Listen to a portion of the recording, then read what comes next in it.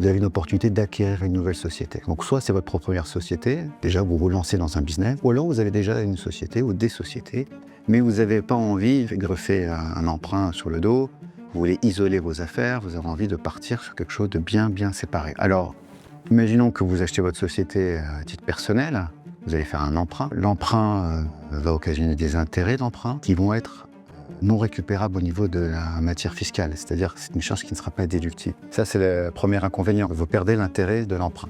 Ensuite, cette société va faire des bénéfices, vous avez un emprunt à rembourser à titre personnel, donc vous allez demander des dividendes à votre société qui vont vous permettre de rembourser votre emprunt. Ces dividendes vont être imposés. On a le PFU, 30%, ou le barème classique d'impôt. Vous avez toujours l'option entre le PFU et le barème d'impôt. Ça va donner lieu à encore une taxation.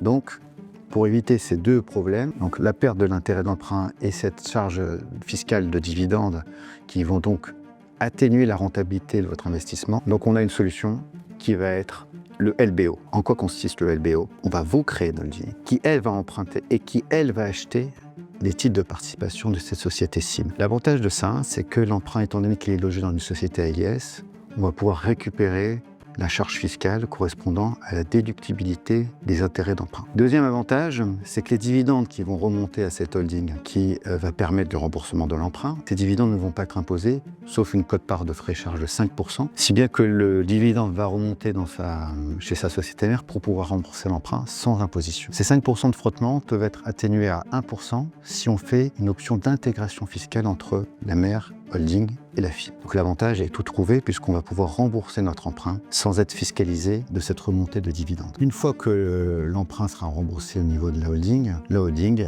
va se retrouver avec une filiale sans emprunt. Donc il y a plusieurs possibilités pour elle. Soit elle va décider de fusionner avec sa filiale pour alléger un petit peu la gestion de comptabilité ou gestion financière. Ou soit la holding va décider de céder sa participation à des conditions très avantageuses puisque la cession de titres de participation pour des titres qu'on détient depuis plus de 2 ans n'est pas imposée, sauf une réintégration de quote-part de 10% aussi. Si vous êtes dans ce besoin d'acquérir une société, adressez-vous à nous. On va vous aider à monter un dossier de LBO qui va vous permettre d'acquérir votre société dans les conditions fiscales les plus avantageuses.